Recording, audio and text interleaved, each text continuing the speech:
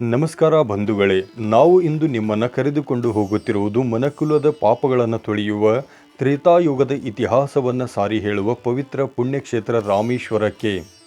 ಊಹಿಸಿ ನೋಡಿ, ಸುತ್ತಲೂ ಉಪ್ಪು ನೀರಿನಿಂದ ಕೂಡಿದ ವಿಶಾಲ ಸಮುದ್ರ, ಆದರೆ ಅದರ ಮಧ್ಯೆ ಒಂದು ಸ್ಥಳದಲ್ಲಿ ಮಾತ್ರ ಕುಡಿಯಲು ಯೋಗ್ಯವಾದ ಅತ್ಯಂತ ಸಿಹಿಯಾದ ನೀರು ಸಿಗುತ್ತದೆ. ಇದು ವಿಜ್ಞಾನಕ್ಕೆ ನಿಲುಕದ ಪವಾಡವೇ ಅಥವಾ ಶ್ರೀರಾಮನ ಬಾಣದ ಮಹಿಮೆಯೇ? ಅಷ್ಟೇ ಅಲ್ಲ, ಇಲ್ಲಿನ ದೇವಸ್ಥಾನದಲ್ಲಿರುವ ಕಾರಿಡಾರ್ ಭಾರತದಲ್ಲಿ ಅತ್ಯಂತ ಉದ್ದವಾದದ್ದು. ಹನುಮಂತನು ಕೈಲಾಸದಿಂದ ತಂದ ಲಿಂಗಕ್ಕೂ ಮತ್ತು ಸೀತಾಮಾತೆ ಮರಳಿನಿಂದ ಮಾಡಿದ ಲಿಂಗಕ್ಕೂ ಇರುವ ಸಂಬಂಧವೇನು? ನೀವು ರಾಮೇಶ್ವರಕ್ಕೆ ಹೋಗಲು ಯೋಜಿಸುತ್ತಿದ್ದರೆ ಅಲ್ಲಿ ಯಾವ ರೀತಿ ದರ್ಶನ ಪಡೆಯಬೇಕು? ಮೊದಲು ಸಮುದ್ರ ಸ್ನಾನ ಮಾಡಬೇಕೇ ಅಥವಾ ತೀರ್ಥ ಸ್ನಾನ ಮಾಡಬೇಕೇ? ಸ್ಫಟಿಕ ಲಿಂಗದ ದರ್ಶನದ ಸಮಯ ಯಾವುದು? ಇವೆಲ್ಲ ಪ್ರಶ್ನೆಗಳಿಗೆ ಉತ್ತರ ಇಂದಿನ ಈ ವಿಶೇಷ ವಿಡಿಯೋದಲ್ಲಿದೆ. ವಿಡಿಯೋವನ್ನು ಕೊನೆಯವರೆಗೂ ನೋಡಿ ಪುಣ್ಯಕ್ಷೇತ್ರದ ಸಂಪೂರ್ಣ ಅನುಭವ ಪಡೆಯಿರಿ. ದೇವಸ್ಥಾನದ ಇತಿಹಾಸ ಮತ್ತು ಪುರಾಣ. ರಾಮೇಶ್ವರಂ ಕೇವಲ ಒಂದು ದೇವಸ್ಥಾನವಲ್ಲ, ಇದು ಭಕ್ತರ ನಂಬಿಕೆಯ ಶಿಖರ. ಪುರಾಣಗಳ ಪ್ರಕಾರ ಶ್ರೀರಾಮನು ರಾವಣನನ್ನು ಸಂಹರಿಸಿದ ನಂತರ ಬ್ರಾಹ್ಮಣ ಹತ್ಯೆ ದೋಷದಿಂದ ಮುಕ್ತನಾಗಲು ಶಿವಲಿಂಗವನ್ನು ಪ್ರತಿಷ್ಠಾಪಿಸಲು ಬಯಸುತ್ತಾನೆ. ಶಿವಲಿಂಗವನ್ನು ತರಲು ಹನುಮಂತನನ್ನು ಕೈಲಾಸಕ್ಕೆ ಕಳುಹಿಸಲಾಗುತ್ತದೆ. ಆದರೆ ಪ್ರತಿಷ್ಠಾಪನೆಯ ಮುಹೂರ್ತ ಮೀರಿ ಹೋಗುತ್ತಿರುವುದನ್ನು ಕಂಡು ಸೀತಾಮಾತೆಯು ಸಮುದ್ರ ತೀರದ ಮರಳಿನಿಂದಲೇ ಒಂದು ಸುಂದರ ಶಿವಲಿಂಗವನ್ನು ಸಿದ್ಧಪಡಿಸುತ್ತಾಳೆ. ಇದನ್ನೇ ಶ್ರೀರಾಮನು ಪ್ರತಿಷ್ಠಾಪಿಸಿದನು. ಇದನ್ನು ರಾಮಲಿಂಗಂ ಎಂದು ಕರೆಯಲಾಗುತ್ತದೆ. ನಂತರ ಕೈಲಾಸದಿಂದ ಲಿಂಗವನ್ನು ತಂದ ಹನುಮಂತನು ಮರಳಿನ ಲಿಂಗವನ್ನು ನೋಡಿ ದುಃಖಿತನಾಗುತ್ತಾನೆ. ಆಗ ಶ್ರೀರಾಮನು ಹನುಮಂತ ತಂದ ಲಿಂಗವನ್ನು ವಿಶ್ವಲಿಂಗಂ ಪಕ್ಕದಲ್ಲಿ ಪ್ರತಿಷ್ಠಾಪಿಸಿ, ಇಂದಿನಿಂದ ಮೊದಲು ಹನುಮಂತ ತಂದ ಲಿಂಗಕ್ಕೆ ಪೂಜೆ ನಡೆಯಲಿ, ನಂತರ ಮರಳಿನ ಲಿಂಗಕ್ಕೆ ಪೂಜೆ ನಡೆಯಲಿ ಎಂದು ಅಭಯ ನೀಡುತ್ತಾನೆ. ಇಂದಿಗೂ ಈ ಸಂಪ್ರದಾಯ ಮುಂದುವರೆದಿದೆ. ಅದ್ಭುತ ವಾಸ್ತುಶಿಲ್ಪ. ಈ ದೇವಾಲಯದ ಭವ್ಯತೆ ಅಕ್ಷರಶಃ ನಿಮ್ಮ ಕಣ್ಣು ಕೋರೈಸುತ್ತದೆ. ಸುಮಾರು 15 ಎಕರೆ ಪ್ರದೇಶದಲ್ಲಿ ಹರಡಿರುವ ಈ ದೇವಾಲಯವು ಭಾರತದ ಹಿಂದೂ ದೇವಾಲಯಗಳಲ್ಲಿ ಅತ್ಯಂತ ಉದ್ದವಾದ ಕಾರಿಡಾರನ್ನು ಹೊಂದಿದೆ. ಇಲ್ಲಿನ ಹೊರಗಿನ ಕಾರಿಡಾರ್ಗಳಲ್ಲಿ ಒಟ್ಟು 1212 ಕಂಬಗಳಿದ್ದು, ಇಡೀ ದೇವಸ್ಥಾನದಲ್ಲಿ 4000ಕ್ಕೂ ಹೆಚ್ಚು ಕೆತ್ತನೆ ಮಾಡಿದ ಸುಂದರ ಕಂಬಗಳಿವೆ.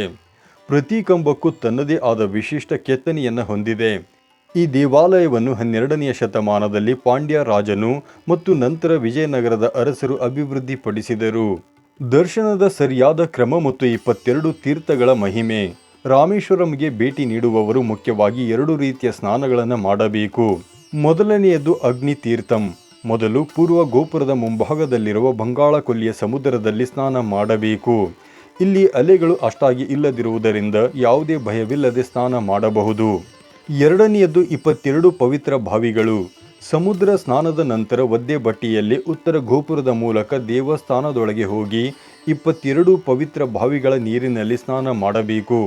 ದೇವಾಲಯದ ಸಿಬ್ಬಂದಿಗಳು ಬಕೆಟ್ ಮೂಲಕ ನೀರನ್ನು ಎತ್ತಿ ನಿಮ್ಮ ಮೇಲೆ ಸುರಿಯುತ್ತಾರೆ. ಸ್ನಾನ ಮುಗಿದ ನಂತರ ಬಟ್ಟೆ ಧರಿಸಿ ದರ್ಶನಕ್ಕೆ ಹೋಗಬೇಕು. ಒದ್ದೆ ಬಟ್ಟೆಯಲ್ಲಿ ದೇವಸ್ಥಾನದೊಳಗೆ ಪ್ರವೇಶವಿಲ್ಲ. ಸ್ಫಟಿಕ ಲಿಂಗ ದರ್ಶನ ಮತ್ತು ಇತರ ಸನ್ನಿಧಿಗಳು. ನೀವು ಅದೃಷ್ಟವಂತರಾಗಿದ್ದರೆ ಮುಂಜಾನೆ 4ರಿಂದ 5 ನಡುವೆ ನಡೆಯುವ ಸ್ಫಟಿಕ ಲಿಂಗ ದರ್ಶನವನ್ನು ಪಡೆಯಬಹುದು. ಇದು ಅತ್ಯಂತ ಪವಿತ್ರವಾದ ದರ್ಶನವಾಗಿದೆ.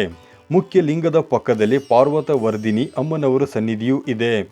ದೇವಾಲಯದೊಳಗೆ ಅಷ್ಟಲಕ್ಷ್ಮಿ ವಿಗ್ರಹಗಳು ಮತ್ತು ಸುಂದರವಾದ ವರ್ಣಚಿತ್ರಗಳನ್ನು ನೀವು ನೋಡಬಹುದು. ರಾಮೇಶ್ವರಂ ಸುತ್ತಮುತ್ತಲಿನ ಇತರ ಸ್ಥಳಗಳು. ರಾಮೇಶ್ವರಂಗೆ ಬಂದಾಗ ನೀವು ಮಿಸ್ ಮಾಡಬಾರದ ಕೆಲವು ಸ್ಥಳಗಳೆಂದರೆ ರಾಮ ಪಾದ ಮಂದಿರ, ವೆಲ್ಲಿಂಡಿ ತೀರ್ಥಂ, ಲಕ್ಷ್ಮಣ ತೀರ್ಥಂ, ಪಂಬನ್ ಸೇತುವೆ ಮತ್ತು ಇತರ ಸ್ಥಳಗಳು. ರಾಮೇಶ್ವರಂಗೆ ತಲುಪಲು ಚೆನ್ನೈ, ಮದುರೈ ಅಥವಾ ಬೆಂಗಳೂರಿನಿಂದ ಸಾಕಷ್ಟು ರೈಲು ಮತ್ತು ಬಸ್ ಸೌಲಭ್ಯಗಳಿವೆ. ಇಲ್ಲಿ ಉಳಿಯಲು 600 ರೂಪಾಯಿಗಳಿಂದ ಹಿಡಿದು ಉತ್ತಮ ಹೋಟೆಲ್ಗಳು ಮತ್ತು ಛತ್ರಗಳು ಲಭ್ಯವಿವೆ. ಇಲ್ಲಿನ ಸ್ಥಳೀಯ ಆಹಾರ, ವಿಶೇಷವಾಗಿ ಬಾಳೆ ಎಲೆಯ ಮೇಲೆ ಬಡಿಸುವ ಟಿಫಿನ್ ಮತ್ತು ಊಟ ಬಹಳ ರುಚಿಕರವಾಗಿರುತ್ತದೆ ಎಂದು ಭಕ್ತರು ಹೇಳುತ್ತಾರೆ. ಬಂಧುಗಳೇ, ಜ್ಯೋತಿರ್ಲಿಂಗಗಳಲ್ಲಿ ಒಂದಾದ ಮತ್ತು 4 ಧಾಮಗಳಲ್ಲಿ ಒಂದಾದ ರಾಮೇಶ್ವರಂಗೆ ಒಮ್ಮೆಯಾದರೂ ಭೇಟಿ ನೀಡಿ ಆ ಪುಣ್ಯವನ್ನು ಪಡೆಯಿರಿ. ಇನ್ನು ಈ ವಿಡಿಯೋ ನಿಮಗೆ ಇಷ್ಟವಾದರೆ ಲೈಕ್ ಮಾಡಿ. ಮೊದಲ ಬಾರಿಗೆ ಹೋಗುವವರಿಗೆ ಇದನ್ನು ಶೇರ್ ಮಾಡಿ. ಭಕ್ತಿಯ ಈ ಪ್ರಯಾಣದಲ್ಲಿ ನಮ್ಮ ಜೊತೆಗೂಡಿದ್ದಕ್ಕೆ ಧನ್ಯವಾದಗಳು.